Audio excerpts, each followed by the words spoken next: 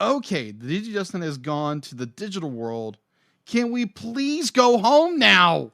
Yeah, Deedlit, this demonstration is cool and all, but we need to think it over. So if you could send us home now that the movie is over, that would be great. I'm wondering how long it's been since we actually been back. Because I think Yeah, exactly. here it feels like only 2 hours have passed, but who knows? Yeah, exactly. I'm hungry. Like, for some reason, I'm always hungry. I don't know why. Not to mention you were tired before this thing started after a long day at work. Yeah, that is true. That is so true. Just weird. What the? You're getting some odd readings, but we should be good to go. Good. I'm ready to get the heck out of here. Whoops. What do you mean, whoops?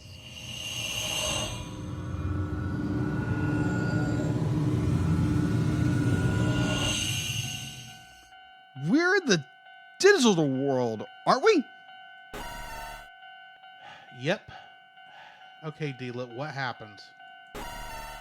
Activating the portal so close to where the Digidestin's portal caused yours to malfunction? And now it's burnt out for 2 hours? Really? Oy.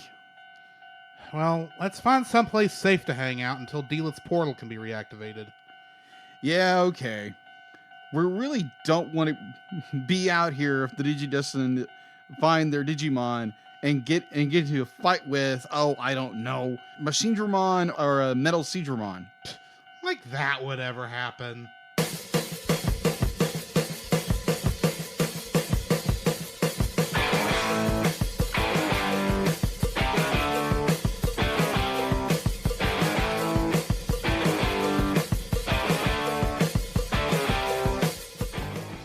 Hello and welcome to another episode of The Cellcast. Joining me today is a man who, he's a little lost. Welcome, Jacob. Ain't that the truth? Sometimes, yes. Yeah. Yeah. No, I'm lost as a goose. Where am I supposed to go with this? I don't know. Where do you All right. go with it? I don't know. Why, thank you. And let me introduce our co-host. A man who just needed a walk in the desert. Like sand desert, not forest desert. Welcome, Drew. Problem is I hate sand. It's coarse, it's rough, and it gets everywhere. Okay, Anakin. But I have been through the desert on a horse with no name. It did feel good to get out of the rain. Yeah, that's true. That was a very confusing song, too. So how are you doing, Jacob? Man, I'm doing very well. It's been a very busy week so far. Yeah, just looking forward to the weekend, like we all are. Mm-hmm. If you have a 9-to-5 job or an 8-to-5 job, whatever. 9 to 5. Exactly. Except I work from 6:30 to 3. Yeah, so most of us are looking forward to the weekend, unless you just have this, your dream job. Everybody's working for the weekend. Why do I have all these songs in my head today? I don't know.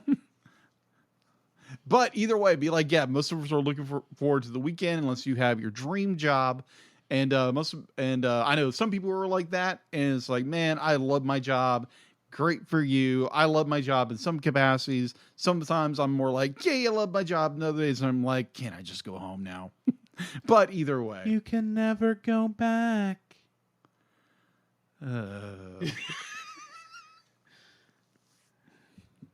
Yeah, either way. Hey, anyways. Yeah, so that has been, as I'm doing pretty good. How about you? It's been an interesting week. Yeah. There's a lot I cannot talk about. Right. Because it's personal, private stuff. But if you're of the praying? If you're of the praying type, we'll request your prayers. But it's nothing, it's serious, but it's not serious. I don't know a better way to explain it. Yeah. But anyway, Right. Other than that, it's been okay. Had a good weekend. Good deal. The trivia for this week. Because it is trivia time. Yes. Our question last week was, as seen in Digimon Adventure Part 3, Confession, Mega Kabuterimon has a different name in the West than he has in Japan. Mm-hmm. What is his Japanese name? Jacob. At the second, We just talked about it. But there again, when you have ADD and dyslexia, your mind goes everywhere else. And you have short-term memory problems. That's your problem. Isn't it? Huh? Is it? I have short-term memory problems. I'm guessing. I mean, admittedly, when you said "huh," I was like, "Yeah, that proves it." But I didn't jump on that fast enough. No, you didn't. But either way, what is it anyway? Oh, short-term memory problems? No. Oh, you mean What the trivia answer? You mean Mega Kabuterimon's Japanese name? Yes. That would be Atler Kabuterimon, Thank you. which Josh Adams answered correctly. Thank you, Josh. Yes. So we'll be asking another question at the end of the show, so stay tuned for that. Anyway, Yeah. what have you been watching this week, Jacob? What have I been watching? Now, did we watch anything over Chases? No, we did not. Yeah, that's what I thought. We got to talking entirely too much. Yes, Sunday we did. night. Yes, we did. Not that that's a problem. No, there's never a problem with talking, but just talk about general stuff. It took about twice as long to get through the Bible study as it normally does. It happens. All right, so what I have been watching, so I've started a new, like a kind of a movie challenge page on Facebook. New year, new movies, 2020 movie challenge. 2022, you mean? 2022, I meant, yes.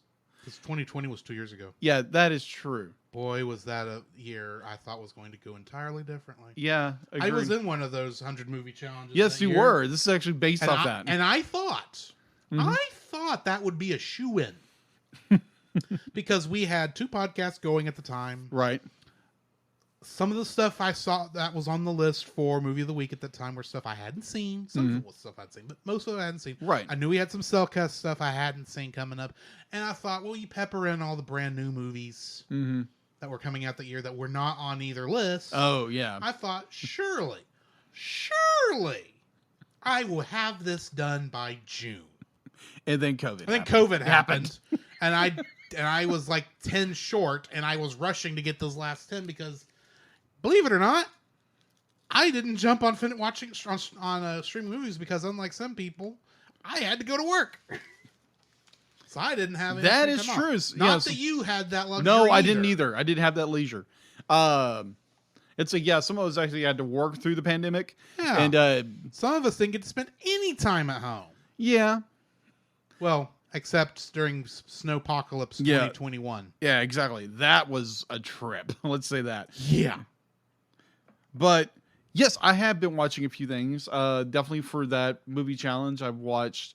As of the moment, I've watched War Games, which is an amazing film. You're welcome for the suggestion. Thank you. That was a very good film. It's got some surreal moments to where it's like, whoa, you can definitely apply it now to to the modern age. Since this movie was made like in '83, I believe. And so continue on the Digimon Adventure Tri movie series. I've watched. I counted Loss. I counted Co-Extinction, which is the 5th one, and Future, which is the 6th film. What did you call the 5th one? Kokshi? Coexistence. That's not what you said. It didn't sound like that's what you said. Oh, okay. I heard Kokshi. Kochi. Okay. I don't know what that is. Kochi. Okay. Coexistence. Okay. Coexistence is the 5th one. Of course, you watched all this after our adventures in the digital world. Yeah. Which was fun. Yeah. Hey, sometimes you just be like, oh my gosh, I gotta figure out what's next. And then what's next? And it's like, oh, it's over. Oh, okay. Awesome. Yes, Deedlit. We know that wasn't your fault. If we hadn't pushed you to open the portal right then, you wouldn't have had that problem. True. We recognize that was more on us, but because we didn't know what was going on. Mm-hmm. We apologize. Thankfully, we're getting this worked out. So, yes. I mean, yeah, it's been interesting doing this with Deedlit so far. I'm kind of curious where this is going to go. You're not going to jump in on this, are you? I was reading something in the comments. Oh. What were we saying? Sorry. Oh my gosh. Thank you, Chase. I said it's been interesting doing this with Deedlit, don't you think? Yes, it has. Oh my gosh. If I got to run from another Pteranodon, I'm gonna be like, I don't know what I'm gonna There do. wasn't a Pteranodon there. Now there might have been a Tyrannosaurusmon. Tyrannomon. Tyrannomon. Thank you, That's, Tyrannomon. That's what they're called. Sorry, we don't. As cool as inclusive as Deedlit's database is, it doesn't have the name of every Digimon like Izzymon. Is Izzymon? Like Izzy has. Right. Either way. Yeah. All right. Anyway. All right. So yeah, I've finished. I've watched all the movies. There again, I'm not going to spoil them. I'm going to go back and rewatch the last two before we do the reviews for I can refresh. I could be refreshed on what I missed in the last reviewing or not. But yes, I'll go back and review those. And so I picked up on a series going forward with another thing I've watched. I started picking up where I left off with One Punch Man. 3, 2, 1, let's jam. Yeah, exactly. So I think I jumped that into tank, but anyway. Yeah, kind of. But yeah, this is like One Punch Man is like nuts. Like absolutely No kidding. Yeah.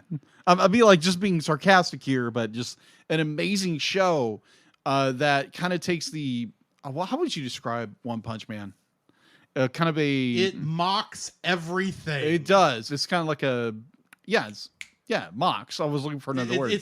It lovingly mocks, I should say. Yeah. Because everything it makes fun of, it is just having fun with it. Doesn't even say it's bad. Yeah, exactly. I mean, it goes everything from Superman to Kamen Rider to Dragon Ball Z.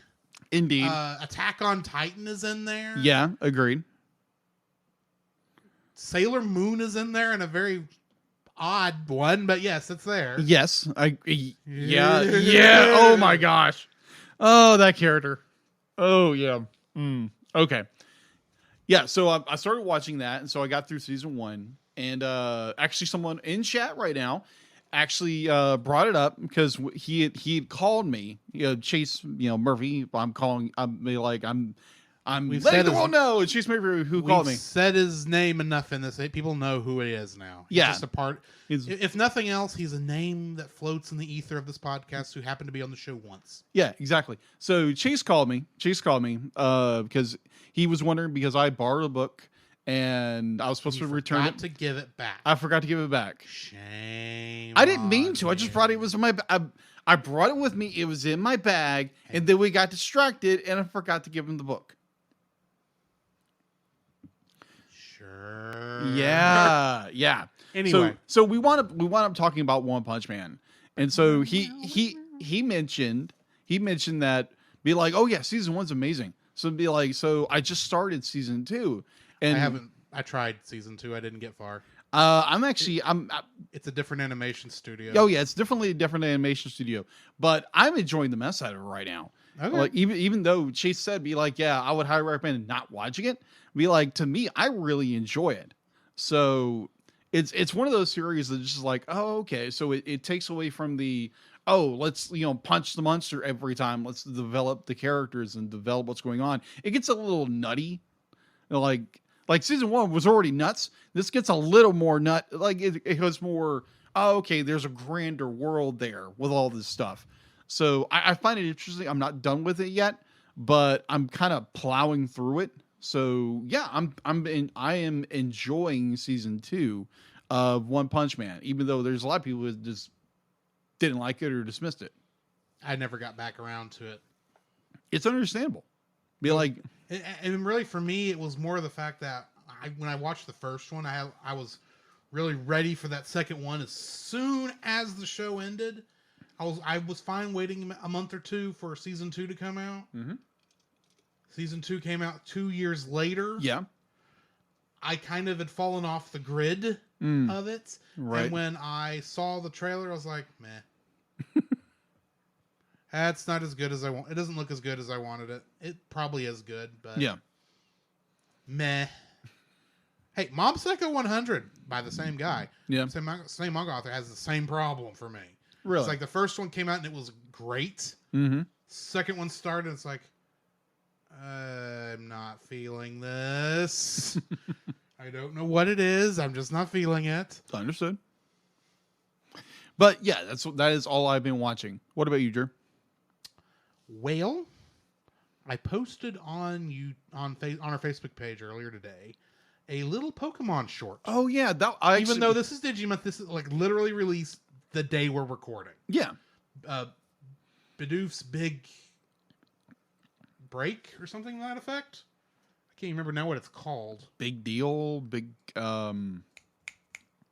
I'll find it here in just a second. Yeah, that was. Like, I watched it before I came over here, and I was like, "Wow, it's pretty good." It's a little silent film that all you get is the grunts of what Digimon or whatever or Pokemon. It is the Pokemon sound effects. Yeah, at least. Bidoof's Big Stand. That's what it Bidoof's was called. Big Stand. That's how do you pronounce his name? Bidoof. Bidoof. I was like, okay, it's a beaver Pokemon. Yes. Okay. It just happened to pop up on my YouTube feed. Yeah. Like I was not even looking for something, and it didn't come up on any of my socials because it literally released 4 hours before I saw it. Wow.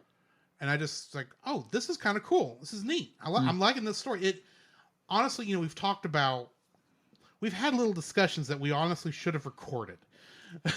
Agreed. About our feelings between Digimon and Pokemon. Right. And eventually we might do a recording over that. We are talking about it. But This short pretty much embodies what I was telling you about how the Pokemon are not being enslaved to fight. They're actually wanting to fight for their trainers. And this kind of shows that in a very good way. Of course, I'm also remember if you've not watched it, at one point Bidoof gets thrown into a fight because he's the last Pokemon the trainer has. Mm-hmm. Poor Lucario got his butt whooped. And he gets thrown out there. He's just like really excited, and he realizes where he is, and he goes and hides behind the trainer. It's like, I'm not doing this. Yeah, I'm like, and it says, and as the camera zooms out, and you can see the trainer he's fighting has 2 Pokemon left, and he's only got Bidoof. And I'm sitting there going, I've been there. And when I've played this game, where I only have 1 Pokemon left, and it is the trash Pokemon. Because that's kind of how he's treated for a bit throughout this, is always just doing all what we used to call an HM slave. Mm-hmm. Because it was the character you threw all the HMs on so you could get through the game, but you wouldn't honestly fight with him. I hate the term actually now, but that's what we called it back in the day. And that's kind of what Bidoof here was, but then he was able to prove himself. So it was a nice, cool little short. Yeah. I enjoyed it. Also, I've been watching a little bit of, I think I've talked about this before, but the Godzilla, the series based on the 98 Godzilla movie. Yeah. I was in middle of episode 11 when you came over. Right. Which is the Loch Ness Monster episode. Mm-hmm. That so far is fun. I'm going to have to back up, rewind a bit, because I was also in the middle of doing some other stuff while that started, but that's neither here nor there. Watched a little bit of the season finale mid-season finale of Star Trek Discovery. Okay. And then I don't remember if I've talked about Star Trek Prodigy on this show, because I saw the first 5 episodes back in November. Yeah, it's been and I think I mentioned it, but the newest episode of Star Trek Prodigy was amazing. Okay. They somehow manage. Okay, I'll put it to you this way: they take 5 characters from throughout all Star Trek and put them on a holodeck during the Kobayashi Maru scenario. Really? You know the Kobayashi Maru because you've seen Star Trek 2. Mm-hmm. You know, as soon as I saw the Star Trek movie ever. You know, as soon as I saw the episode name Kobayashi, it's like, oh, somebody's getting the no-win scenario here. Uh-huh.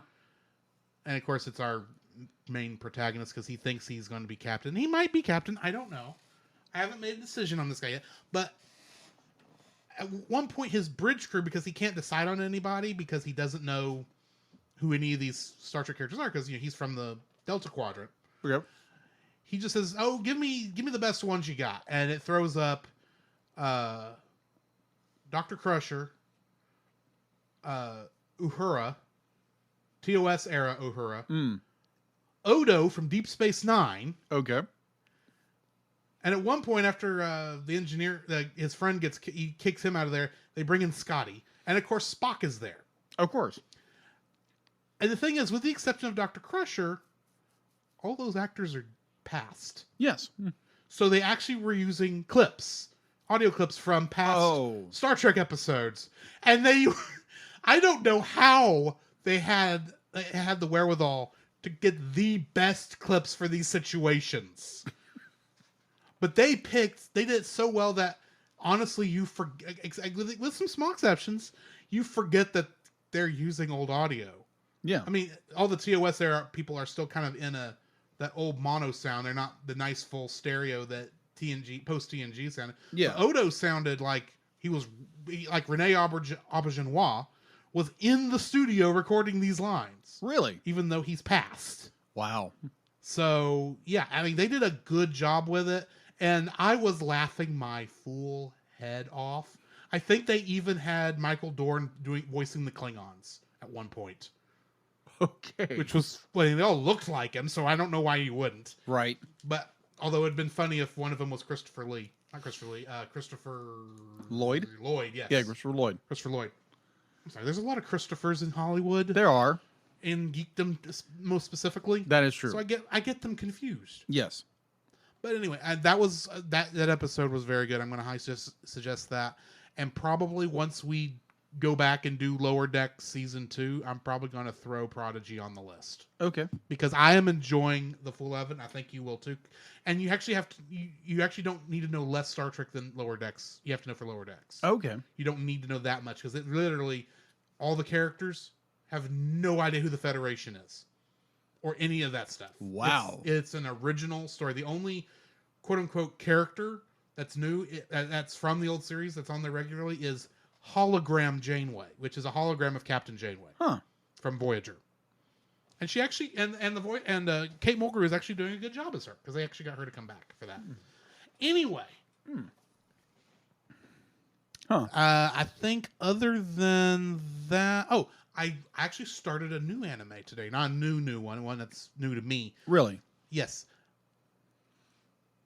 How the Realist Hero Rebuilt the Kingdom. It is an isekai. Okay, I gathered. But it is all like based in bureaucracy. This guy gets summoned to this fantasy-esque town because the kingdom has got like no money whatsoever. And so they summoned him so they could give him to the Empire who they owe money to so that he can fight the demons for the Empire. Because the Empire apparently can't summon heroes. Okay. And he says, wouldn't it be a better idea if I got your finances fixed so you wouldn't have to do this? He says, I guess that's a great idea. Oh, by the way, you're king now. Okay. Thunk. Okay. And I'm giving you my daughter's hand in marriage. By the way, I haven't talked to her about this yet. Oh! So, of course, she comes back. She actually thinks the kingdom has been usurped. So she comes back, sword out, ready to cut the heads off everybody. She comes in on her parents kind of just doing some flirting. Not anything worse than flirting, but it's essentially what it is. Being lazy bums. And they explain, everything's fine. There's no trouble. It's just, I realized that the hero we summoned was actually going to do a better job of running the kingdom than I did, so I gave it to him, and by the way, you're betrothed. Wow. It's been interesting. And that's just the first episode. It's a bit, I'm actually very interested. I actually got through 4 episodes before I realized I'd gone through 4 episodes. Oh, okay. It's one of those where I guess, like, if I did not have to stop and, start doing stuff to get ready for the show. Right. And I didn't have to, like, pay this super close attention, because don't get me wrong, I like Godzilla, but I don't have to pay that close attention to Godzilla. Right. As much as I was paying close attention to this. And it was one of those things where it's like, if I don't turn this off now, I'm going to get distracted the entire time. So I need to turn it off now and go do something else. Oh, okay. So yeah, I did that. I watched that show, and I think other than that, that is everything. Oh, okay. So there was a little, not really an issue, because it was brought up. It was brought up during, because I'm not trying to cut anybody off. Issue? Not an issue. I apologize. You said issue. No, I said an issue. I'm but curious. I didn't say I'm issue. curious what the issue is. Okay. Issue, like what the issue was, because It was more like the short-term memory. Like you said something about short-term memory. Yeah. Okay. So, yeah, like, yes, I do have short-term memory problems. I know you were picking on me. I get that. Yeah. I totally get that. And so I wanted to like get down to it. It's like, okay, I know ADD and short-term memory loss does have a correlation with each other. So I did do a little digging, a little bit. So just to let you guys know, This quick little rabbit trail we're going down. quick little rabbit trail. According to everydayhealth.com, ADD is associated with short-term memory problems, and I'm reading from the site. Although they do not have problems with long-term memory, people with ADD may have impaired short-term or working memory. Research shows. As a result, they may have difficulty remembering assignments and completing tasks that require focus and concentration. So, yeah, with ADD, you're going to have some short-term memory little things. So it's like, wait, what was I doing? Or wait, what did he just say? That's what I deal with every day. So, yeah, that's welcome to my little head. In other words, he's nuts. Anyway. Bonkers, totally nuts. I hate that show. I do too. I just remember the theme song. What do we got in the news? All right. So the Golden Globes have been apparently they are no longer, they're not being broadcast on ABC right now due to issues, which we're not going to go into on this broadcast and podcast.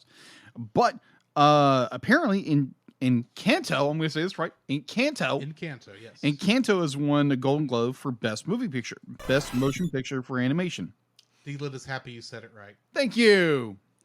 So yes. So Deedlit's also wondering when we're going to watch it. yeah, we'll get there when we get there. She says okay. Okay. Yeah, it'll be a movie we watch in this upcoming year. Eventually. Along with everything else. Yeah, exactly. How many movies are coming out this year? But either way, so yes, Encanto has won from obviously the Walt Disney Animated Studios. Encanto has won best motion picture for the animated category. Yes, so best animated motion picture. Yeah, so congratulations to the team on over the Golden Globe Awards at the Walt Disney Studios for their nomination for their award. Meanwhile, you keep shafting Pixar back to Disney Plus. Oh my gosh! I'm assuming that's on your list. Oh somewhere. yeah, yes. No. Be like that's a perk. Yeah. So, as most people have known, if you're an animation person, you follow the news. Disney hates Pixar now, apparently, because they keep not letting their stuff get to theaters. This is 3 movies they've done this with in a row. Now I understand Soul. That was still at the tail end of when the pandemic was really bad. Yeah, and most theaters hadn't opened up yet. Yeah, that was understandable. Luca, that I can maybe see y'all made that decision and decided to stick with it because you didn't know how things were going. Right. Theaters are open right now. Yeah. What is your excuse? Okay, so I will get that excuse. Do that. At least give them the $30 thing so I can just go to the theater and not feel bad. Yeah. They're not getting extra money on a Disney Plus exclusive. No, they're not. Which annoys me. Mm-hmm. All right, so going into this, these are the people who made Toy Story, for crying out loud, and you're just shafting them. Agreed. So let me read the article reverse. All right, so Disney Media and Entertainment Distribution announced that Disney and Pixar's Turning Red will premiere exclusively at home worldwide. There again, there's another issue with the worldwide thing. I'll get to that in a minute. On Disney Plus on Friday, March 11th. The shift to streaming from, going to theaters was due to the ongoing COVID pandemic following the platform's successful premiere of other successful titles. Our Karen Daniels, chairman of Disney Media and Entertainment Distribution, giving her a quote. Given the delayed box office recovery, particular for family films, flexibility remains at the core of our distribution decisions as we are delivering an unparalleled content. The Walt Disney Company to audiences around the world. Now, I do want to mark this exact same article. They did bring this up. The international market for Disney Plus is not available yet. The movie will be released in theaters overseas with premiere dates to be announced. So there again, this movie is getting released. Apparently, is getting released worldwide, but in America, it's not getting released theatrically. It's only going to Disney Plus, which is dumb. Which is stupid. Seriously, Disney. There again, I still love the Walt Disney Company. They're an amazing company. And Disney Plus is a great service. Do not get me wrong. No. But I don't want my brand new movies coming out on there. If they were supposed to be released in the theater, I want to go to the theater because as real as COVID is, do not get me wrong. Yeah, it is real. I've been going to the theater since Bill and Ted Face the Music came out. Right. Obviously, I'm not worried about COVID right now.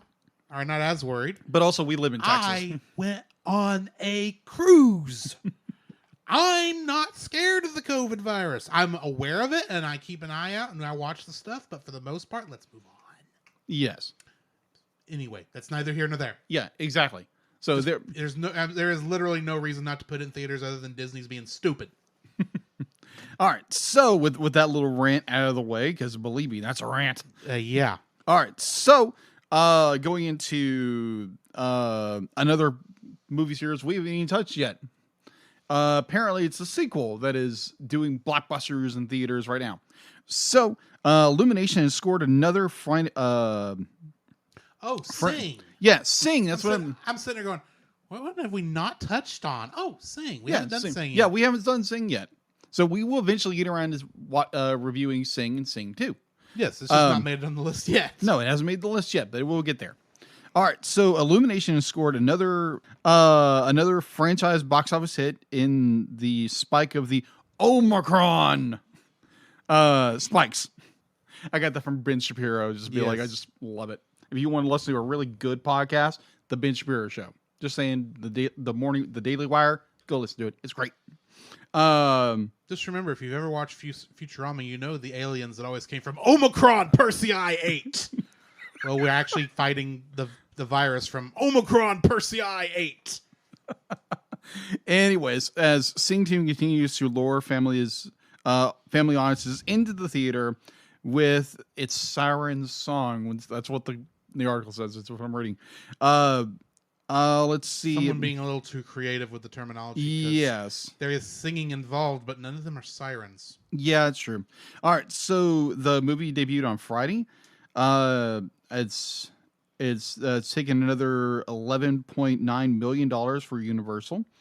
For the weekend, it hit $109 million over its third weekend to become the third highest grossing domestic animated release since the pandemic shutdown ramped up in March 2020. The movie's worldwide total is $190.5 million. So Sing 2 is doing very well in theaters. Good. The first one I remember being fun. Oh, okay. I haven't seen the second one yet. I haven't watched the first one yet. But eventually we will get around to reviewing this film. So, yes. Like, even though apparently Disney's worried to release Pixar films during the Omicron scare, apparently Illumination and Universal isn't. Which is ironic considering Universal released Trolls 2 digitally first and made more money with that to the point where they actually talked about reducing the amount of the time between theatrical and home video, since they made so much more money releasing straight to home video than they ever did in theaters. And yet they're still following the old trend while Disney's being stupid. Yeah.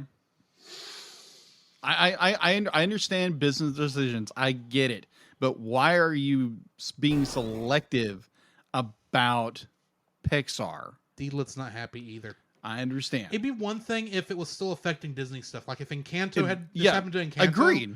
I would be a lot better about it. Yeah. But this is the third movie in a row. Yes. Do you realize that Onward was the last Pixar movie in theaters? Yeah, that was like early 2020. Yes, early early 2020. 2020. Yeah. They have released 3 other movies, or 2 other movies, a third one coming up soon. Mm-hmm. That have had to go straight to Disney Plus because Disney being stupid about this. Yeah. There's literally no reason not to do like you were doing with the even though I hated it, the Disney Plus Premiere Access thing. Yeah. Charge people $30 extra to watch it at home. Yeah. You can do that, and I Yeah. won't give a flying banana because I'll ignore it, like I've done like everything but that live action Mulan that we reviewed for Movie of the Week podcast. Right. I'll ignore it and go to the theater like I normally do. Right. Let that be my decision. Just put it out in theaters. Yeah. Sorry. That's all. Rant over.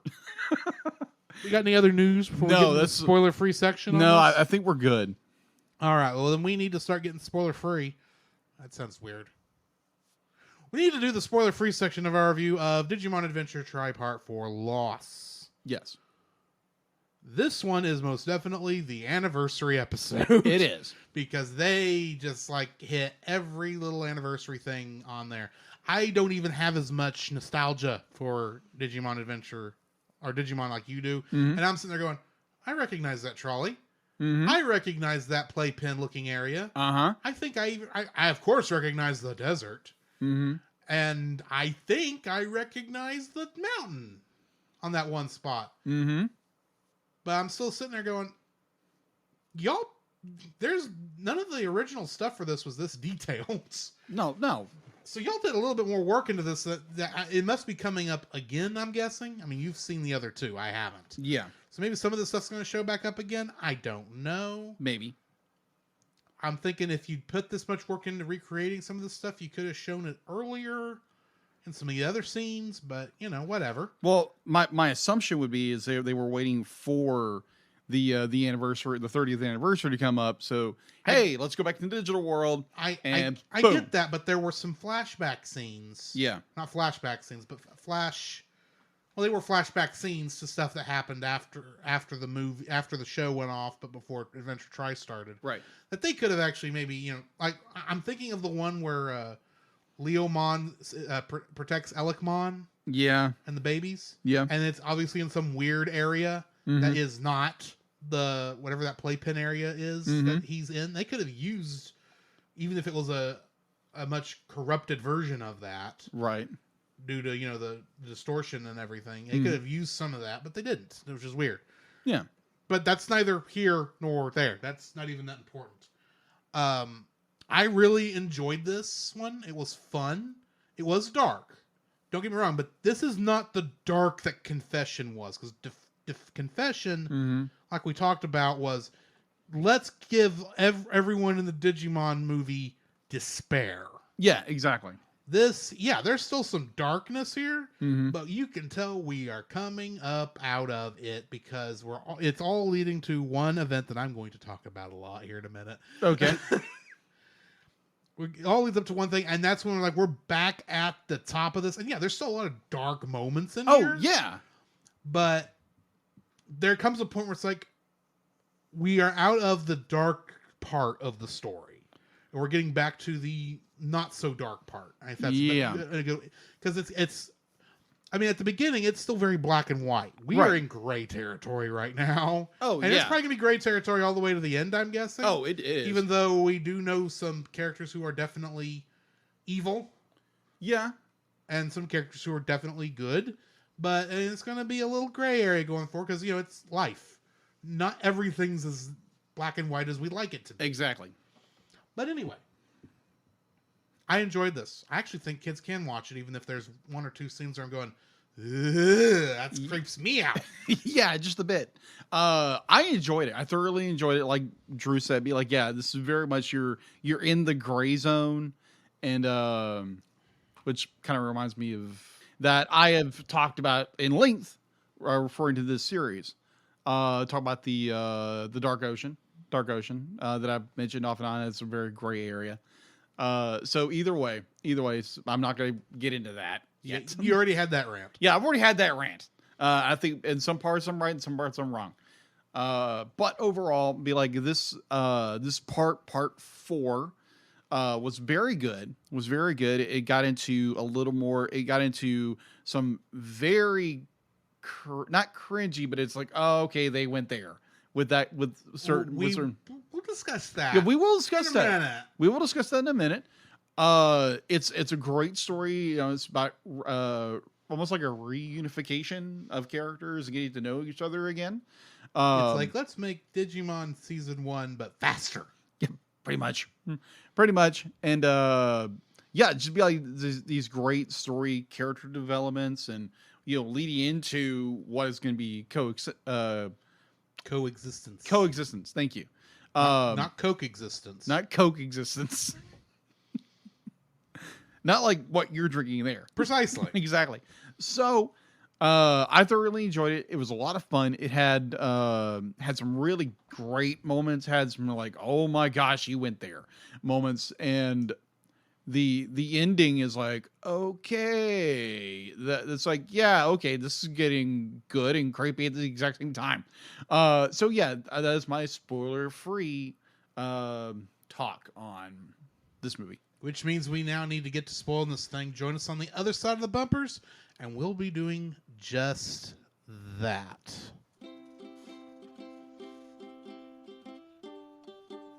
Don't forget that you can download? Don't forget that you can... Don't forget that you can listen to us record the podcast live every Tuesday over on our Facebook page, The Cellcast, our Twitch channel, The Cellcast Gaming, and on YouTube at Cellcast. Also, don't forget to join our Patreon if you would like to support us monetarily. At $1, you'll get our everlasting thanks. At our $5 tier, you can get some artwork from Jacob.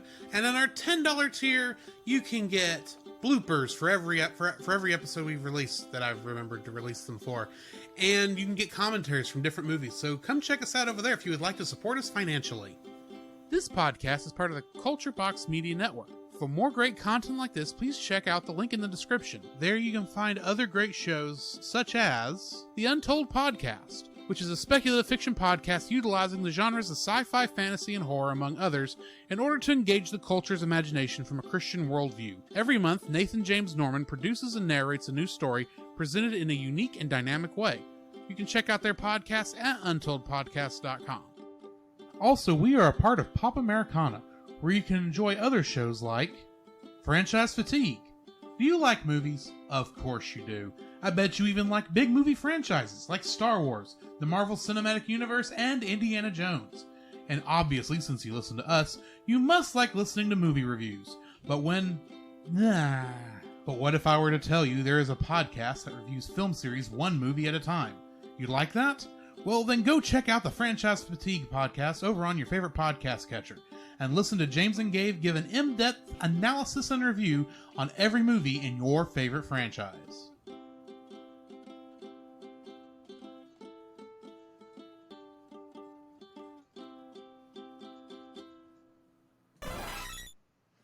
The following is a spoiler-filled review for Digimon Adventure Tri, Part 4 Loss. If you don't want to be spoiled, you better turn us off now. Digimon, digital monsters, Digimon are the champions. Digimon Adventure Tri Part 4 Loss was directed by Keitaro Matanaga, as has been the rest of Digimon Adventure Tri. Mm-hmm. Also written by Yuko Kakihara, who has written the rest of Digimon Adventure Tri. And of course, Digimon was created by Akiyashi Hongo. The difference in the cast this time, we've got Jeremy Lee, who is voicing Yokomon, Biyomon, and Maki Himikawa, and this time she is the voice of Homeostasis, since Homeostasis spoke through a different character this time. Ah, that's right. Namely, Himikawa. And in Persona 5 and Persona 5 Royal, she played Makoto Nijima. Also in Super Smash Bros. Ultimate. Kate Higgins was the voice of Nyaromon, Salamon, Gatomon, Meikumon, and Maycrackmon Vicious Mode, and she is Pauline in Super Mario Odyssey. Mona Marshall was the voice of Izzy Izumi, Birdramon, Garudamon, and Phoenixmon. And in the 1981 Spider-Man cartoon, she was Betty Brant. Jeff Nimoy was Tentamon, Kabuterion. Blah. Jeff Nimoy was Tentamon, Kabuterimon, Mega Kabuterimon, Hercules Kabuterimon. I'm sensing a theme. And Dark Get Jedi. Mm-hmm. And he was Nicholas D. Wolfwood in Trigun. And Exactly. boy, can you hear it this time. You can hear it. Good night. I think they hired him because he was Nicholas D. Wolfwood. From Trigun. From Trigun. Aaron LaPlatte was Hackmon. And he plays the Duke in Resident Evil 8 Village. Jameson Price was the voice of Angimon, Magna Angimon, and Seraphimon. Mm-hmm. And he was Reeve Tuesti in Final Fantasy VII Advent Children. Michael Sorich was Elecmon and Machinedramon, and he was both the dimple and the narrator in Mob Psycho 100. And Doug Erholtz was the voice of Daigo Nishijima, Koromon, and Metal Seadramon, and he is the voice of Vega in Street Fighter V. And I am holding off all Kingdom Hearts connections until we get done with Digimon Adventure Tri, because it's just going to be repeating myself over and over again. Right. Because there's a lot of overlap. And a lot of the same, because it's the same characters every time. All right. Which brings me to the end of the cast list. Info and stuff, please, sir. All right. So, as I've always done with info and stuff when it regards to these films, if you want the full production, distribution, what have you, go back to Digimon Adventure Tri, Movie 1, Reunion for all of that. Otherwise, I'm just going to skip over it because you guys probably listened to it already. Specific name of that episode is Prodigious. Yeah. Digimon Adventure Tri Part 1 Reunion. Exactly. All right. So going into info and stuff, this movie, Digimon Adventure Tri, Movie 4, Loss, has an IMDb score of 3.7 out of 10. It was released in Japan on February 25th, 2017, and North America on February 1st, 2018. It was released on region free DVD and Blu-ray in Japan on April 4th, 2017, and in the US on April 24th, 2018. The fourth film earned 61 million yen, which is approximately $533,000 within the first few days of its theatrical run. Loss has the U.S. gross of $59,000. So yeah, obviously its sequel is Digimon Adventure Tri, Movie 5, Coexistence. That's all I have for info and stuff. All right. Getting into the summary. As the Digidestined try to rekindle their friendship with their rookie-level partner Digimon, they briefly come across Meikumon, who has retained her memories despite the reboot. While the others get along well with their partners, Sora has trouble reconnecting with an amnesiac Biyomon. Later that night, as Tai and Matt try to console Sora, they are suddenly attacked by Machinedramon, whose attack disperses the Digidestined and Digimon across the digital world. Meanwhile, Nishijima investigates Himikawa's secret files and remembers her desire to reboot the digital world to revive her partner, Megadramon, who was unable to recompose into a Digi-Egg. Nishijima meets Hackmon, who relays a warning from homeostasis that King Drazel corrupted Genai, or Genai, however you say his name, and is targeting Libra, aka Meikumon. At the desert, Sora and Biyomon discover Mako, who came to the digital world in search of Meikumon. Somehow. I hope they explain that later. I'm assuming distortions, but I don't know. Not saying a word. I'm assuming distortions, leaving it at that. When Meikumon attacks them out of resentment, Mako manages to placate her. Just then, they are attacked by Genai, who shows his true form after masquerading as the Digimon Emperor. He attempts to capture Meikumon and Sora's Digivice, but is thwarted by the other Digidestined who come to their aid. Genai reveals that the reboot was all part of King Drazel's plan to create a new world order where humans and Digimon no longer interact with each other. He sends Machinedramon and Metal Seedramon after them. Himikawa reunites with Tapirmon, but realizes that he does not remember her. And then she goes nuts. Tai, Matt, and Kari manage to strengthen their bonds enough to digivolve their partners and defeat Metal Seedramon. When Sora risks her life to protect Biomon, she digivolves into Phoenixmon and defeats Machinedramon alongside Seraphimon and Hercules Kabuterimon. Despite this, Genai attacks Mako, which angers Meikumon, and she goes bonkers. Trivia for this: this is Seraphimon's second appearance since he first appeared in Digimon the movie. Mm-hmm. Agreed. And that's what I got for the trivia. Might I go first on likes? Go ahead. Because I want to get this off my chest. Go for it. See, in recent years, I have been annoyed by a trend in television. Now, it hasn't affected anime as much as it's affected other things, but we have had a trend going on in which television shows are lacking in opening theme songs. Now, granted, a lot of shows' opening theme songs back in the day sucked. I will admit this. Mm-hmm. But when you've got something as good as, for instance, Power Rangers always did this good, where they would play the theme just at the right time. Of course, it was part of the morphing sequence, so they kind of had to. But other shows do this good. But this movie actually does a very good job with a song that technically me and you don't have nostalgia for, which was Butterfly. Agreed. Because here's the thing. Yes, it might have been fun for that to be the original Digimon theme song, but I don't think it would have the same impact because the song has got a different beat. Mm-hmm. It's not really as active and fast-paced as Butterfly is. Yeah.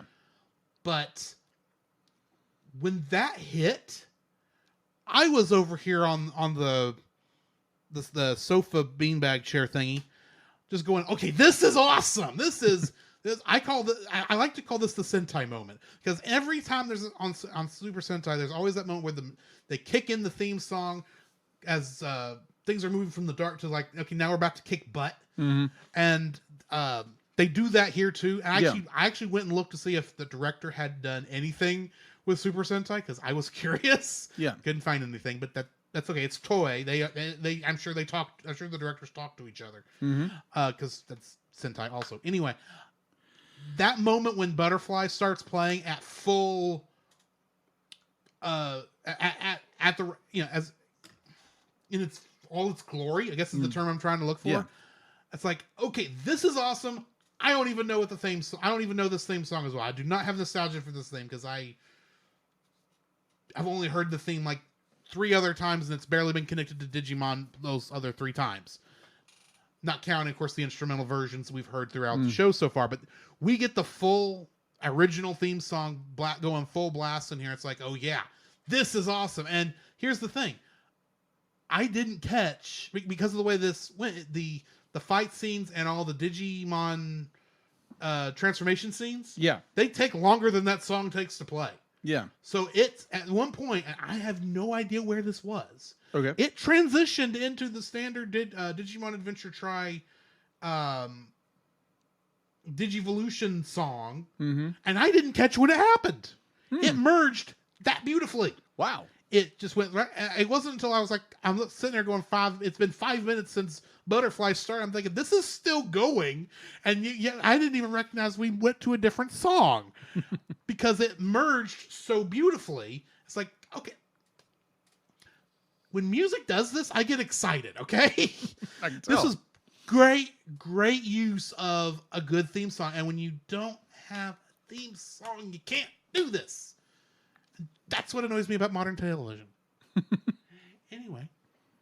Yeah. Proper, very well timed placement of Butterfly is my first like. Okay. Because I just got super excited watching this. That entire scene is awesome. Yeah. But I think it's made 10 times more awesome by the use of Butterfly.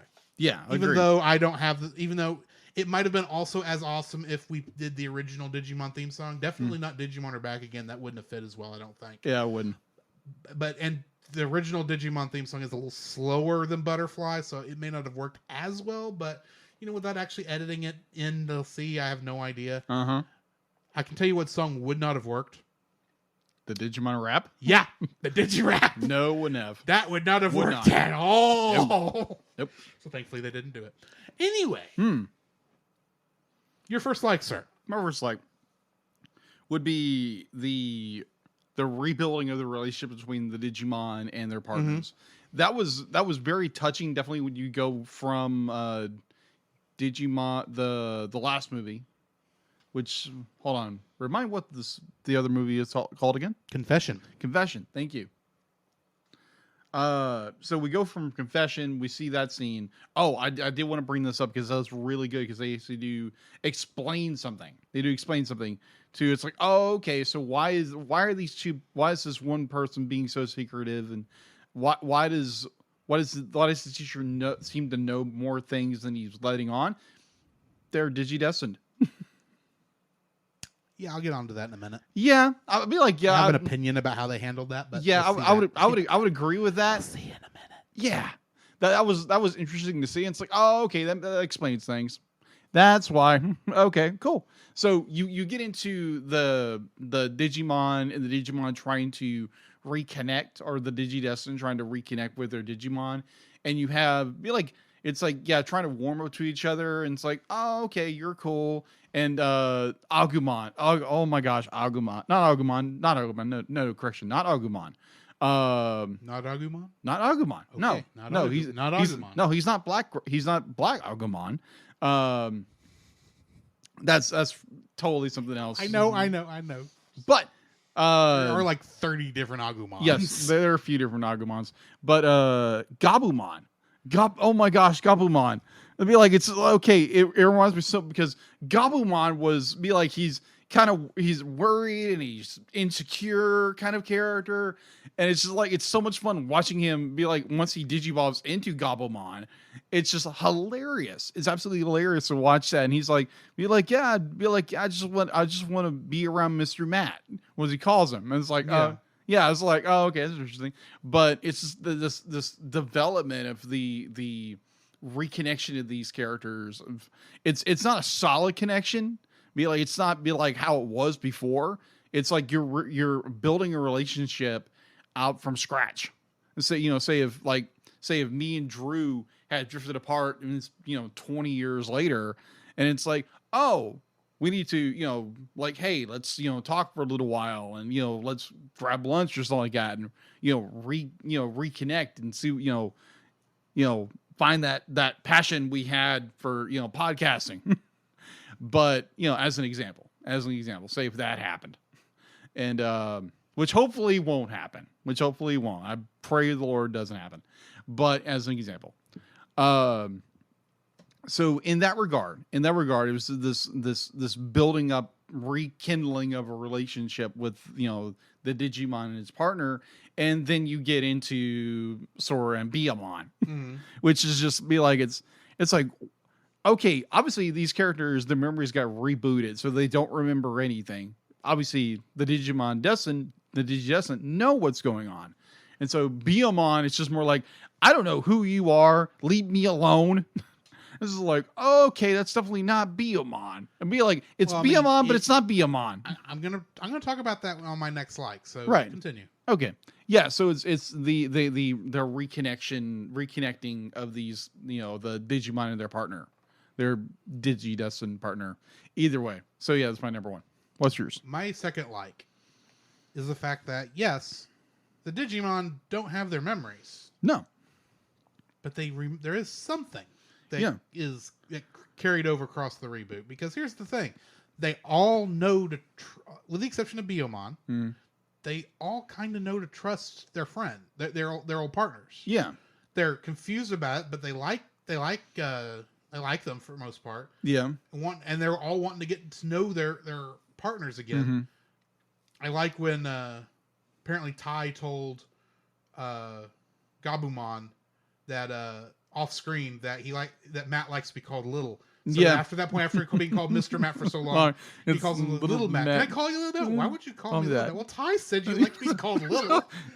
It's like, Ty! and he keeps calling him Little Matt throughout the rest of the movie, which is funny. That was funny. That was. But anyway, you get to the subject of Biyomon. Mm-hmm. Biyomon is obviously the odd one in this because unlike all the others, she's the only one that's antagonistic to Sora or to her partner, and it's confusing at first. I mean, you look at some of them and you can tell at the very beginning that they're still wary.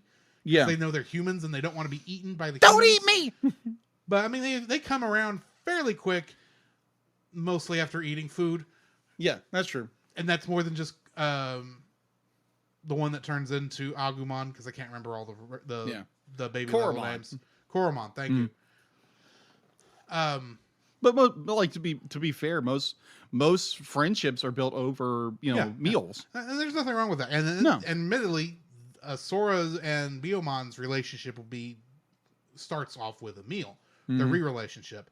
But here's the thing: I think Biyomon at least remembers something of her feelings before the reboot for Sora. Yeah, because if you remember, and they actually showed flashbacks to this in the movie, Biyomon was saying, "Hey, it's great that you care for everybody else so much, but you need to care for yourself also." And you can, and even though she's, that level is very naive about a lot of things. Biyomon was very serious in that scene, and you almost can feel some exasperation from Biyomon over how Sora is just letting everyone kind of pull her thin. So when, what's the baby form of Biyomon? When we run into her again, I'll just say that. We run into her again. I think she is remembering some feelings towards Sora. Right. But it's the frustration that she won't take care of herself. Yeah. And Biyomon talks about that. She does. Yeah. It's like, you care so much for everyone else that you don't take care of yourself. That's why I'm angry at you. And I'm sitting there going, so you remember Sora, but you don't remember Sora. You emotionally remember her. You remember her in your Digiheart, for lack of a better term. Digiheart. Okay. But you don't physically remember her, and that's what's causing this conflict. That's why you're being so antagonistic. Yeah, it makes sense. And trying and pushing Sora away, even though you really do care for her. You just don't understand why, because you're confused because you don't have any memory of her. I like that they went that far. Yeah, I agree. They had no reason to go that far. They could have just had her's like, I don't like you, and that's it. Yeah. And then her come back around and not have any decent explanation for it. This is like, no, they actually planned so far ahead for this that they put in scenes in the previous movie to lead into it. It's almost like they were setting stuff up. Yeah. Amazing that they can do that. They need to be doing more of that. Because this is becoming, that is a trend that I'm seeing, is that there are a lot of times stuff that just happens with no setup whatsoever. I think I've complained about this on some other dislikes before. Yeah. I'm not going to bring it up again after this, but they actually did it here, and it's like, it worked beautifully. That's my second like, is the fact that the Digimon actually do at least have some memory of some kind from before the reboot, and it's just subtle enough that it works. Your second like? My second like, now this is going to be a little different. Dark Genii. Okay, so this was like how we're a little bit off on our things. It's like your first like was the reconnection. Mine was part of that reconnection. Right. Your second like is Dark Genii, while my third like is how we're really starting to hate our villains. Yeah. But continue. Yeah. So if you know your Digimon lore, be like, Genii is the old man who is basically the guide, the guy who watches over them. Yeah. Kind of like a father figure to these kids as they're going through the digital world. And in the second season, you see a different version of him, which is a younger version. And so in this movie, as the lore has gone on, we get the evil version. We get the the dark version of Genii. For some reason. Yeah, because apparently it was what was it, Lord, not King King Dark King Dias. Let me look it up. No, again. it's a King Drazel. Drazel. King Drazel had corrupted. Now, I got a dumb question. What? Who the crap is King Drazel? I have no Because idea. They act like we ought to know. Yeah, I have no idea. Now, here's the thing. It could be in it could be in Deep Lore or Digimon. I don't know. Here's the thing. I was curious, so I risked looking up King Drazel on the Digimon wiki. Yeah. As far as I can tell, this movie is the only time he's ever mentioned. Period. Okay. Am I right in that he's not mentioned in 5 and 6? No, he's very mentioned in 5 and 6. There is at least some issue, some problem. Yeah, We'll we'll get there when we get there. But apparently, I couldn't find. He was first mentioned in this, from what I could tell. Mm-hmm. It's like, am I supposed to know who King Drazel is? Because everybody else knows who he is. Except the the audience. Digidestined haven't been introduced to the name, but Right. all the side characters are. And King Drazel's like, who the crap is King Drazel? So Sorry. Go no, ahead. you're good. So apparently King Drazel has had corrupted Jedi, so he became Dark Jedi. And so we get this, Mr. Jedi. huh? I'm assuming he's like Agent Smith in The Matrix. Mr. Anderson. Or in this case, Mr. Jedi. So it's like, so we get the setup and it's like, okay, then who's this, the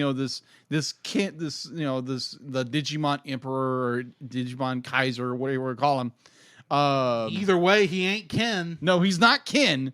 And so he pops up and it's like, oh, it's Jedi, but it's a dark Jedi. How did this happen? And he's creepy. He's extremely creepy. I'm watching this and I'm like, not going into like, so I don't know if I can describe this. Can I describe this? We here at the Cellcast podcast do not suggest acting like Dark Jedi. No. Dude, And to explain why, I mean, he does what I would, for lack of a better term, the Japanese sexual predator thing. yeah, exactly. He goes and licks Mako on the cheek in the way that they always show anime people being creepy. I think it That's was like- Sora, actually. Soros. I It couldn't was remember if Sora. it was Sora. It was Sora. They were all in there at the same time. I don't Yeah, remember. it was. I mean, I was assuming it was Mako because I thought this was fairly near where he was choking Mako to make Makumon Digivolve. Yeah, and he also just a lot of different things there. He's Just like, whoa, wait a minute. And the thing is, you do not see that point coming. No, you You're sitting don't. there going, okay, he's just evil. Okay, there's evil things. But then he starts doing the licking thing. And Yeah. It's like, And this just went from a sequel to a kids' television show to dark kids' television show. yeah, pretty much because This is the kind of stuff that would have been edited out of Digimon when it came to America. Oh yeah. There was a lot edited out. If you look at the lore, there's actually a lot edited out. Pokemon has the same problem. Yeah, exactly. And Yu-Gi-Oh! Because they're all kind of the same style show. But anyway. Yeah, exactly. So, oh my gosh, just like the point where it's basically they turned Jedi into like this A creepy person, a creeper. And he licks Sora and he says all these very suggestive things. I'm like, what in the world? And then he chokes out and tortures Maku. And I'm like, what the crap is this? I'm like, wow, this is fascinating. They actually went there with this character. I was like, ballsy with that. Just because getting into my third like, okay. they are really wanting us to hate these villains. Indeed. They are not wanting you to think redemption is possible. We've just got to hold out hope. Mm-hmm. No, it's like these guys are evil and you should hate them. Agreed. Because Completely agreed. because if they somehow come back to the side of good, it's going to cost them quite a lot. Yeah, agreed. And it's not just Dark Jedi. Admittedly, Himikawa does not get a big role in this one. Oh my gosh. But her one scene with Tapirmon. Uh-huh. Oh, I mean, I'm sitting gosh. there I'm sitting there when that scene's starting, and she's catching him saying, okay, this is going to be like with the other Digimon. Tapirmon's not going to remember who she is. Mm-hmm. but maybe if she is just desperate for this, maybe there's still some good in her. Maybe it's like, well, okay, so Tabor, you don't remember me, but I'm gonna meet you halfway, and we're gonna get together. We're gonna be friends. I'm gonna help you remember good times we had together, and if not, I'm gonna build new memories with you, just like any of our Digidestin would do. Exactly. That is not what she does. No, she's like, you're thinking it's going that way, and then she grabs Tapirmon, and the camera goes up, and it's the Queen Beryl, not the Queen Beryl. Who was the first villain in Sailor Moon? You're asking the wrong person. Yeah, that's right. You didn't watch that episode. I haven't watched that episode yet. Well, there's this one scene where they show the big psychotic look. Yeah, the big psychotic look.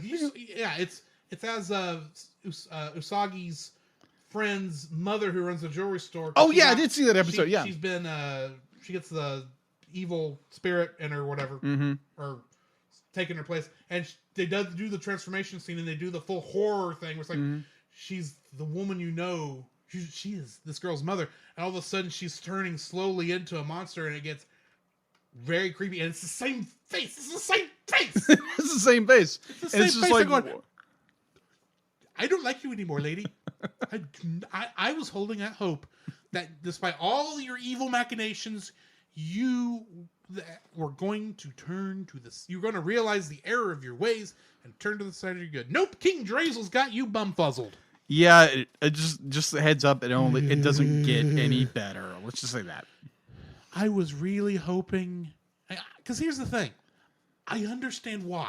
Yeah, it's understandable why she's lost her best friend. She has a way to get him back, and she's gone to a lot of trouble to do it, even signing a deal with the devil. Pretty much, from what I can tell. And apparently, she actually did lose her soul on this one, because she's gone evil. Yeah, she's literally gone off the deep end. Yeah, it's like a play on words with that. Let's say that. It's like, okay, there was hope for you. It's gone. Yeah. I'm curious to see where this goes, and I'm hoping to see how you end up getting taken out in this series, because I think you have reached I think you've reached the Gaston level here. There just comes a point when there's no saving you. And I think we've reached that point with you. Yeah. So kind of going to from a story point of view. From a story point of view. A theological view, that's totally different. But from a story point of view, we've reached that point with her. There's not much saving her, or you've got to really take some work, and there's only 2 movies left, so you don't have much time for a redemption story left. Yeah. And I don't think you're going to have enough time. Because we still don't know the depth of her cruelty that I'm sure is going to come up. I'm saying nothing. I'm saying nothing. I'm saying nothing. I'm saying nothing. I'm just sitting here going, the voice actress, I like her in Persona 5, which is why I've mentioned her, I think, every single time. Right. In some form or fashion. Right. But I'm going to have a hard time going back and thinking, oh, you're that woman. Queen. It's like, oh my god, it's gonna be a hard voice to listen to again.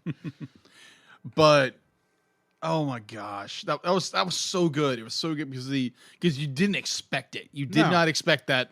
There was you knew she was in deep, and that she was in trouble, and she was that desperate to get her partner Digimon back. You knew that. Yep. You just didn't know how far off the rails she'd gone. Yeah, like I said before, she kind of went the deep end. So that literally, moment when the screen goes up and she's like, it's like, I've got you, my pretty. You will serve me now. It's like I'll never let you. I'll be like she's literally had a psychotic break. She's literally had a psychotic break, and like one point you see her, she's carrying around like an assault rifle. Well, she's a shady secret agent. That is true. Which I'm beginning to wonder, is there anyone above her at this shady secret agent agency? Yeah, that is true. She's getting away with a lot. Yeah. I mean, is it just her and Daigo at this point? Because that's about all I know. Yeah, there'll be there's obviously it's a big organization. We just don't know how Well, big they've this world. allowed a lot of crap to go down. That is shouldn't true. happen. That is true. That is so true. But Scully and Mulder, yes. they ain't. Yeah. Let's just say that. Oh man. Anyway, All right. So that's actually my end of my third like also. So if you want to move from yours to your third like, go ahead. okay, my But third, finish your thoughts on second like if you still have some. no, be like, yeah, it's just this nice turn. It's like, oh, okay. You realize why she's doing this. What is her character name again?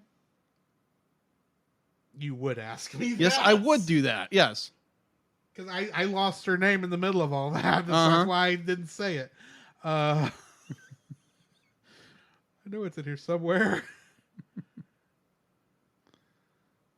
Himikawa. Himikawa. Maki Yeah. Himikawa. Yeah, Himikawa. So Himikawa be like we understand why she's doing this. We understand her motivations that she has to get Tapirmon back, and it's like because she's a Digidestined, or she was when she was a kid, and she's desperate to find her Digimon partner, even though knowing the reboot is going to wipe everything. And when she does, she loses it because that has been her obsession for all these years. And when she finally finds Tapirmon, he doesn't remember her, and then she has a psychotic break.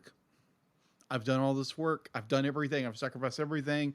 I've literally almost destroyed the I world. think she psychotically broke long before this. Oh yeah, but that was And what this was just what broke the camel's back. I think she has psychically broken a long ago. That's why she went with Drazel in the first place. Yeah, I would agree with that. You know, she, like you said earlier, she literally made a deal with the devil in order to do this. Yes, she And was literally that desperate, and played it right into his hands. It's like, I'm sitting here going, look, I understand you can't. You're tired of dealing with the loss of essentially another half of yourself, the way the way these Digimon partner things are described. But at some point, you do have to move on. You don't forget. You never really truly forget. Right. But you have to move on. Yeah, that's what depression does to you. Yeah. Like you find yourself just mulling in a sea of regret. I think she must have took a deep end, a cannonball into that yeah. That dark ocean or whatever you called it. I'm saying nothing. Okay, Sergeant Schultz. What was your third like? My third like going into it kind of relates to my third. I did mention it, but it's the fact that Dark Genai tortures Mako like brutally. I'm like, whoa, wait a minute. We've never seen anything like this in Digimon ever, far as I understand. And it's because they're not targeting the child audience the No. original shows were targeting. They're This is targeting people like me. The people who watched the show back then and wanted a quick bit of nostalgia. And instead of just giving them the nostalgia they wanted, which we got all of that apparently in episode 2. Yeah, pretty much. We were going, okay, now we're going deep, dark storylines with darkness and chaos and suffering and blah. Yeah. Keep in mind, I'm actually enjoying this show. Yeah. Be like, I'm to the point where like Dark Genai's and be like, yeah, if you don't digivolve, if you don't give into the darkness, your partner's going to die. Give in to your anger. Yeah. Give in to your hate. Then you shall truly become I can't say the whole Sidious line, but anyway. City of Slime. Sidious line. Sidious line. Okay. Yes. Yes. But I mean, it does prove fear leads to anger. Anger leads to hate. Hate leads to suffering. I Indeed. sense much fear in Himikawa. Yes. And for that matter, Genai. Yeah. I don't want to spoil dislikes yet. Okay. All right. So it's like, yeah, this back to be like the Cassandro. I'm saying that wrong. I know I'm saying it wrong. Cassandro? Not Cassandro. The last note of something. Crescendo. Cassandro. I'm gonna say it wrong all the time. I'm sorry. I'm Shindo. Kashindo. Crush. Crush. Crush. Shindo. Crush Like Shindo. you crushed your Shindo. Crush Shindro. I love ADD. Anyways. Oh my gosh. Anyway, the pinnacle of this moment where Mako literally passes out and her glasses fall to the ground. One of the lens shatters. I'm like, whoa, wait a minute. And then obviously Mekumon, goes berserk. Understandably. Dark Digivolves. I'm like, what? This is how this episode ends? Or episode movie ends? And I'm like, whoa. That's why I'm like, okay, I'm gonna watch the next one. And the next one, I was like, oh. I had theories about what's going on. I was dead wrong. I had some right, but I was so wrong. Well, thank you for holding off so I don't get spoiled. Oh yeah. I'll watch the 5th one later this week. Yes. So yeah, that is my third like, is the fact that Dark Jedi tortures Mako in order for Mekumon to Dark Digivolve. I'm just like, wow, what the amazing. So on that same note, I'm going into my first dislike. Go for it.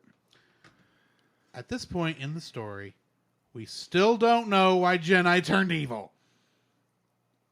Well, they do give an They give an explanation, yes. and it's a stupid explanation. It is. It's weak. It's a very weak explanation. The explanation is similar to somehow Palpatine returned. Pretty much. Yeah. There's no that weak. There's no real deep explanation. No, he's just back, and you got to deal with it. It's like, no, King Daigo turned him evil. How? Yeah. Is using Rita Repulsa's spell that turned Tommy evil? Well, what happened? I know Saban. Cut that. I know this was made by the same people who made Power Rangers, or at least the English dub. Right. But they didn't write this story. They only wrote the English interpretation of the story.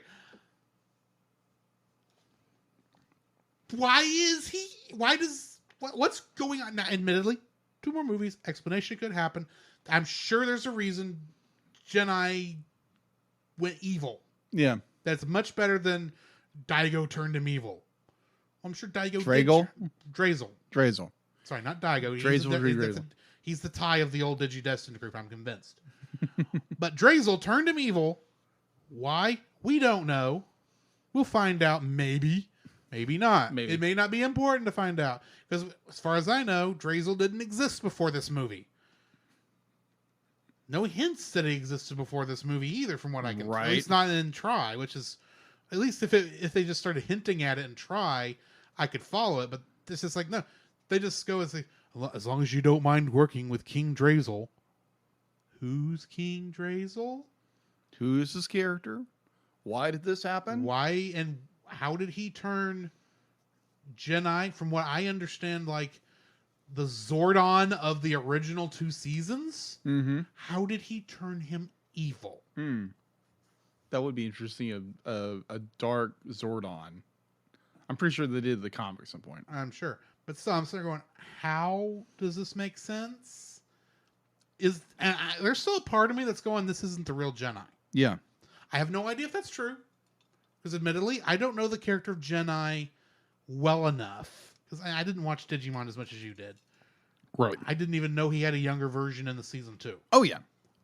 I just remembered seeing an old guy and him being called Jedi. That's all I remember. Riding on top of a chibi machine Dramon. Mm-hmm. That's all I remember. Yeah.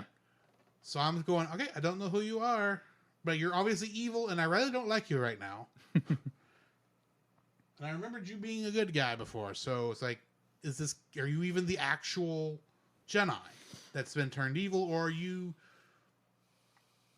like you were when you were, is this just another form for your true form? Like the Digimon Emperor was? I don't know. We'll see.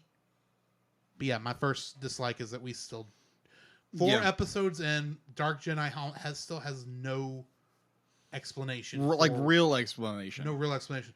I'm not saying you need one right now. Yeah. But don't give me something as stupid as somehow King Drazel turned him evil. Especially since you just introduced the term King Drazel this movie. Give me something on King Drazel so I can understand how he's powerful enough to turn this major character from the series, make him do a 180. Uh-huh. I need that explanation, and you just kind of cram that in here. I know that the other movies probably could not focus on that, but just, plant seeds sooner. Yeah, an unexplained, unexpected heel turn with no explanation. Yes. But I recognize we're still in that shock and awe thing, and we'll get to explanations later. It's like, can we shock and awe with a little bit more lead up? So if I were to watch this, go through this later, I can go, oh, that's interesting. They were actually telegraphing this early, and I didn't see it. Mm-hmm. I can tell you that's not in here because there's not that much. Like, there's no hint that they're even talking about this sort of thing. But anyway, yeah, your first dislike. Okay, so this is more a how. It's kind of your same way of how did King Drazel, corrupt Jedi to become Dark Jedi. How did Meku get to the digital world? Be like, she fell through the distortion. Maybe. And so be like, okay, we get the scene where Sora is following Beomon into the desert. It's like, okay, you're following her in the desert. You know how this ends. You see, I've been through the desert on a horse with no name. I'm going to walk down the train tracks despite the fact the train's coming. Oh my gosh, that scene. And the humans should have known better. I understand the Digimon not understanding. Yeah. But I'm just sitting there going, it's a train. Move your butt. I'm just sitting there going, guys, you're in Train Dramon's way. Move. Minus it wasn't it wasn't Locomon. I didn't say it was Locomon. I said it was Train Dramon. Yeah, but I made up a character. Yeah, but it's it's or Choo-Choo-Omon. There is a Choo-Choo-mon. I'm not surprised. But Astro Trainmon, okay? My gosh. It's about this. Anyway. So mine is that scene. So then for some reason we have this very weird cut. And then the next thing we know, be like, there's Meku. I'm like, okay, I understand this is, this was first a television series and they made it a film. Or it it was a film first, but then Crunchyroll cut it into episodes to air. Anyway. Yeah. It was created as 6 films, but before the movies came out in Japan, Crunchyroll had it and they released it in episodic format with weird cuts. I didn't get this far in the original showing, so I don't know how this cut here. Right. So it was just that, it looked like there was either there was a scene there where it was between Sora and Beomon, and then for some reason it cuts, and the next thing we know, there's Meku lying on the ground, and they were in the middle of a conversation. There was something, there was a conversation going on, but then it's cut, and then it's like, oh. Well, I mean, Beomon did cry out. Yeah. To get their attention. Yeah. So, I mean, there was that, but yeah, you're right that it is very quick and it's a very 90-degree turn in what's going on. Yeah. And then somehow they go from when they get Mako, it's like the next scene they have made it back to the forest. Yeah. It's like, you were in the middle of a desert. You were staying away from distortions. Unlike later on in the movie where they actually use the distortions to their advantage. But that's beside the point. Right. So, yeah, just the very odd cut. And it was like, okay, it's a little bit weird. And it's like, okay, how did Meku get there? Be like, obviously, it could be a distortion. Yeah, I think one character does say it was through distortion. But it's like, okay, but there was no distortion around her the last time we saw her. Either way, just give me a little more explanation how she got to the digital world beside, we need Meku in the digital world to make this scene. Actually, hang on. Deedlit, I got a question for you.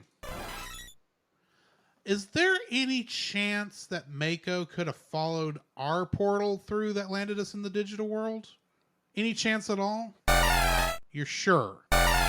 Okay, I just wanted to make sure. Apparently, there's not any chance she happened to follow ours. Oh, okay. So at least there's that. We didn't accidentally cause weirdness to happen in a movie. Yeah, good. Thankfully. I mean, Yet. if there's one thing we don't need to be doing with whatever Deedlit's Deedlit's transportation thing is, we don't need to mess up the movies. Yeah, So, I mean, we don't need to destroy disrupt the space time continuum in a film. Yes, kind of a temporal prime directive to bring Star Trek into it. But anyway, yeah. So yeah, that's my first dislike is, and so okay, how did Meiku get there? Because I want to call her Meikumon, but it's Meiku. That's why I've been saying Meiko, because I think that's actually closer, but it doesn't Meiko. get you the Meikumon thing. Yeah, Meiko. Yeah. How did she get there? I'd be like, I understand that we get a, or you could just do like Mimi and call her Mei Mei. Either way, either way. Yeah. So that's my number. That's my first dislike. What's yours? Despite being in the intro of this movie, Himikawa's barely in this thing. She's in one scene besides the intro. That is true. I was like, you could have focused on every character beside, because that's the thing. Now that we have her scene where she goes crazy, I'm sitting there going, you could have held that to like the beginning of the next movie. It just had to be a mystery as to what's going on with Himikawa, because that almost distracts you from the story that they were telling. Because that's the thing, is this still has to be a movie first and foremost, even though it's a movie as a part of the rest of everything. Yeah, you got to have your connective tissue. Yeah. But that just feels like, oh yeah, we need to have Himikawa show up here. Let's just have her scene where she goes bonkers after finding Tapirmon. Yeah. Because it doesn't affect the rest of this particular movie. Mm-hmm. The only other point she's in the movie is at the beginning where, and I'm going to get more into this in a second, where they are pretty much tell us they were the previous Digidestined. Mm-hmm. So it's like, okay, why are you here? I mean, we do at least I think we get one other scene where her walking through the desert. We do. But it's still, you're sitting there going, we could have left you out of this movie and it would not have changed anything that happened in this movie. Well, it was not substantially. No, I agree with you. I think it was good. They had they finally set that up. Yes, but it was not done. It was not set up very well. Yeah, I agree. I would say. I would agree there again. Having watched movie 4, movie 5, or movie 5 and 6, 5 and 6. Thank you. Movie 5 and 6 would be like it does play in a little better. And I'm sure if having this scene set in here instead of the fifth film. And I'm sure it does. It's just if you're going to have this scene here, because you have two choices with the way this scene is. That could have fixed the problem I had with it. Right. You either cut it and put it at the beginning of the next movie. Mm-hmm. That would have worked probably. Not that I know how the beginning of the next movie starts. You could have had it as an after credit scene. Right. So there's actually 3 ways. Or what I would actually prefer, you actually put more of her in the story as a secondary plot. And admittedly, there's probably not much for her to do other than walk through the desert, but she could run into other Digimon and she could talk, says, hey, I'm looking for Tapirmon. Have you seen him? And they can say, well, I think he's over that way, or I think he's over that way. Because honestly, I have no idea how she even knew where Tapirmon was. Yeah. I mean, she just wandered the digital world to find him. Admittedly, that's what the Digidestined plan was. If they didn't happen to run into all their Digimon at the same time in the same place, that happened to be 5 feet away from where their portal landed them. But Himikawa had to go pretty much all across that entire island. And she had no idea where to go otherwise. I mean, she may have had some idea because obviously she talked to Dark Jedi at the end of the last episode. But she didn't. I mean, and so maybe he could have said, yeah, I think Tapirmon's overall, I'm sure they had names for all the stuff that I don't know the names of. So it's over in this area. And she says, okay. And she started going that direction. But at the same time, it's like, okay, yeah, that's where he was like 24 hours ago before she got there. There's no guarantee he's going to be still in that same flower bed in that hilltop. Right. I mean, I assume they move around sometimes. And not all the time, because obviously Elecmon was still in preschool land. But they could have just had her actually have a search, even if it didn't go anywhere. So you're like, so in some way, you're actually hoping that she finds Tapirmon. Mm-hmm. So that when she has that turn, it has a better impact. Not to say it didn't have a good impact. It could have had a more forceful impact than the one we got. Yeah. A better impact, I guess, is what I'm going for. So yeah, I wish we'd gotten more. She'd gotten more of a story in here, because obviously she's one of our main villains, and all she got in this movie was a bit of narration as homeostasis talking through her, with a lot of weird mumbo jumbo I didn't quite follow, admittedly. And then her going crazy when she finds Tapirmon. That's all we got in this movie. Oh, and her walking through the desert. It's like, there are other Digimon. You could talk to them, be friendly, find some way. Heck, find a distortion and get lost for a couple of minutes. Do something instead of just, I'm now walking through the desert, and oh look, at the end of the movie, and there's Tapirmon at the top of the hill. Conveniently. Convenience. That's my second dislike. I gotcha. What's yours? My second would be there again. This movie has a little bit of problem because the first movie Reunion, the animation is solid. We're talking like action, the whole bit, great. And as the movies have progressed, from 3, 2, 3, 4, you now kind of get the feeling they're slowly running out of budget. Yeah, because the animation has dropped a little bit. Not where it's not crazy. Not crazy. No, the animation is still smooth, but they're starting to take more conservative blocking shots. Yeah. Oh my gosh. Yes. Thank you for reminding me of that. Now, to some degree, in this one, I think that's intentional to give it more of that Digimon Adventure 1 feel. Yeah. For this area. But yeah, it's like there's like the most conservative blocking shots in this in comparison to all the shots in Tokyo and all throughout all 3 of the first 3 movies. Yeah. And that's like, and now we're one tracking shot and the characters are barely moving. It's like TV animation again. It's like, I don't know if that's what they're going for, but anyway, sorry. Yeah, it was. So yeah, you have a drop in animation. You have a drop in animation, and on top of that, you have almost like photo stills. Am I saying that right? Like photo. I mean, the backgrounds get that slow. No, I'm not that. I'm referring to when.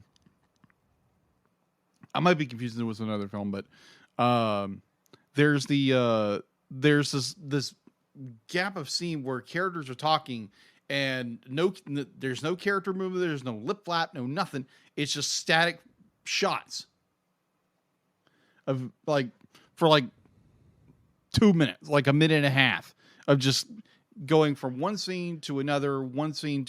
I mean, and there was some of that in here. Mostly I'm thinking of the scenes around the campfire. Yeah. And when Ty and Matt just show up on Sora's log there, and they're trying to get her to open up about what. Yeah, about I would agree. They don't understand the painfully obvious problem that she's going through. Right. And then all of a sudden, Agumon's just floating by on a log. Oh, that was hilarious. That was funny. That was funny. I was like, what? I was dreaming of fish. Like, that's the most non sequitur move this could have pulled, and it worked. It did work. I was still sitting there going, because actually there was a part of me going, is this the same Agumon? I hope it's the same Agumon. I wonder if this is the same Agumon, or if this just happens to be another one, and they'll get this Agumon back, and all of a sudden, 2 Agumons. Who's the real one? We don't have time for that. Agumon Ben Riley. It's the Digiclone Saga. Keep an eye out for Jackalmon. It's all his fault. Oh man, but yeah, it's just like you have some animation, and the animation does drop because obviously the action scenes are still just incredible. Yeah, and that's obviously where they're spending the most of their money, which makes sense. But yeah, some of the standard talking scenes, they are starting to take more doing more camera trick shots to make it where they don't have to animate as much. Yeah, exactly. So yeah, it was just like your classic animation drops when you're dealing with a 6-part movie series or franchise. But at least they timed it in such a way where it feels like they're calling back to the old animation style. Yeah, I would agree to give with it you the there. same feel. Yeah. Obviously, that would not have worked as well in Digi-Tokyo, whatever that area is called. Mm-hmm. So wherever Japan. Odaiba. Odaiba? Yeah. Okay, then. I think that's still a fictional place, but sure. Yeah. Because I know that that building where they transport to the digital world, I have seen in other things. Yeah. I just can't remember where. Which is why I was View- thinking Tokyo, because I think that's in the Tokyo area. Yeah, it's in maybe one of the little communities. Yeah, it's called Heighton View Terrace. Well, that's where the original show was. Yeah. Well, that's Which the is obviously apartment complexes they which live in is Heighton a View Terrace. fictional apartment complex in the middle of Tokyo somewhere. Yeah, but it's actually based off of a real building. Well, yeah, because it's easy to trace. Yeah. But anyway. Yeah. Either way, so that's my second dislike. What's your third? My third dislike: the botched reveal of Himikawa and Daigo being digidestined. Really? I think it's botched. Okay. Let me ask you this: prior to the intro to this movie, what clue did we have that Daigo was digidestined? Leave Himikawa out of it, because I mean they were dropping some bombs that she obviously knew some stuff, so it kind of made sense that she was. But what clue did we have that Daigo was digidestined? Genai was obviously digidestined. He had Digimon before, right? And so that's not a surprise. Himikawa had some knowledge, but she'd been talking with Dark Genai. Daigo has been in the freaking dark since the beginning of the Digimon Adventure Tri. Right. What clue did we have that he had a partner Digimon at one point? Did we have one? Any? I'm not sure. Prior to this movie? Our reveal, as far as I can tell, that Himikawa and Daigo had partner Digimon is in the first couple minutes of this movie, where they show them fighting what I'm assuming is actually our main villain and doing whatever it is that caused their Digimon to have to revert to eggs, but couldn't hatch from those egg states for whatever reason, which is why she wanted to do the reboot in the first place. Yeah. I'm assuming that that's what that is, but it's like there was never I think still the character, our main Digidestined, don't know that don't know that Daigo and Himikawa are have Digimon partners. No, we shouldn't know till they know, in my opinion, because it doesn't work that way. They revealed it to us entirely too soon, in my opinion. You could have had the thing with Hackmon, talking to Daigo, and saying all this stuff, because he kind of, you can use that to start planting the seeds, because they even kind of having Hackmon talking about it and bringing up the fact that because he does bring up the fact that they were digidestined. Yeah, he does. If you had that be the introduction to where you're going, oh, because it doesn't give away a whole lot, right? In that. And then you're dealing with, of course, like I said, Himikawa going through the desert looking for Topiarmon. Yeah. And she finds it, you're thinking, okay, you're still kind of coming off of the idea that, okay, she was actually digidestined. She's actually looking for her partner Digimon. The problem with the intro with all that is that it pretty much tells you, oh, by the way, here is her and Daigo's entire main backstory that we planned out for this movie. For this 6 movie set. with no setup. With no setup. Well, there's not, you don't even get a musical. Now, granted, the animation in that part where they make it look like an old film, spot on. Yeah, enjoyed that, and I like the part where you get that little bit of a surprise where she gets the homeostasis eyes that Kari had last movie. It's like, oh, okay, that's how she knew who homeostasis was. But the entire time, they just show you all this stuff, and she starts talking the weird gibberish as homeostasis, and it's like you can tell it's like, okay, this is so the entire reason any of this is happening is because they're digidestined. Y'all could have drawn that out a little bit better. And that's like I said, I want stuff. I know it sounds like, because I know in the first part I was like, oh, they're not telling us anything. The shady government organization is not telling us Right. stuff. It's not that they weren't telling us stuff. Right. It's that they were giving no hint as to where things were going. Yeah. So they weren't planting. It was obviously were important, but they weren't planting seeds on why these two characters were important. And almost all Himikawa, at least she had some story going up to this point. Daigo was a plot device until this movie.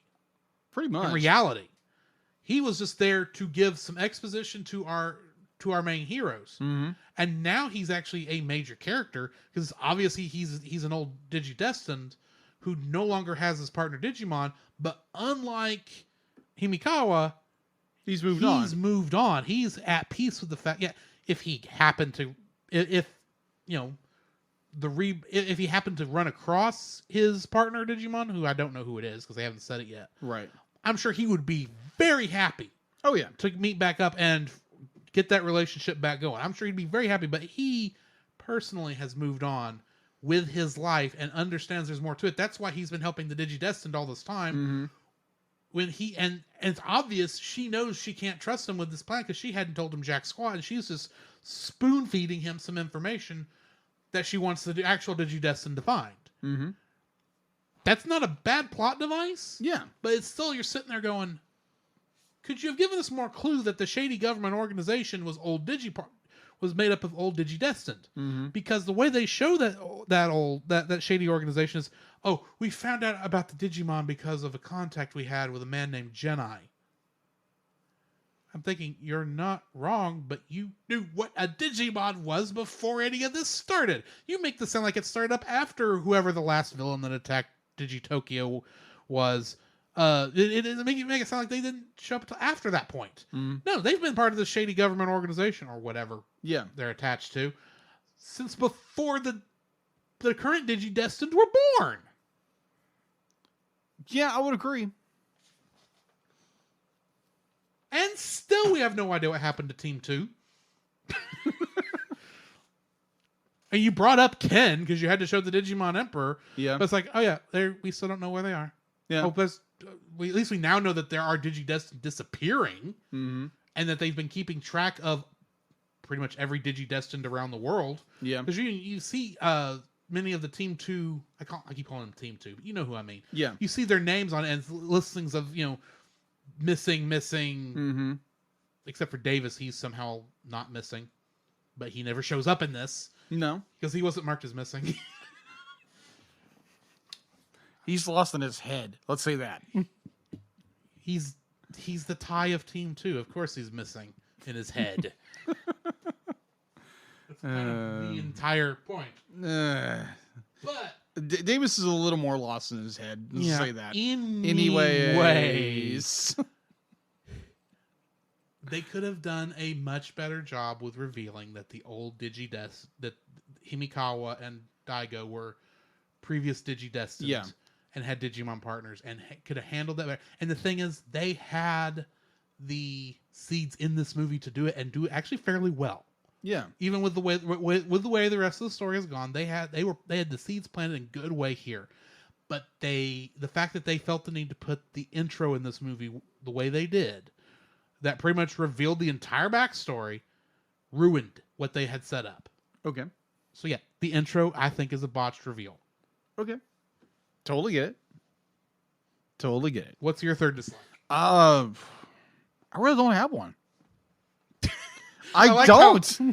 Is it because I've mentioned what your third dislike would have been? No, it wasn't. It was like I like the movie that much. Well, honestly, the reveal that these two characters were previously Digidestined, be like, we understand. Be like, okay, there's something we're not being told as the audience. Admittedly, that's not surprising that there were Digidestined before this, because it's odd that the Digimon didn't start showing up until,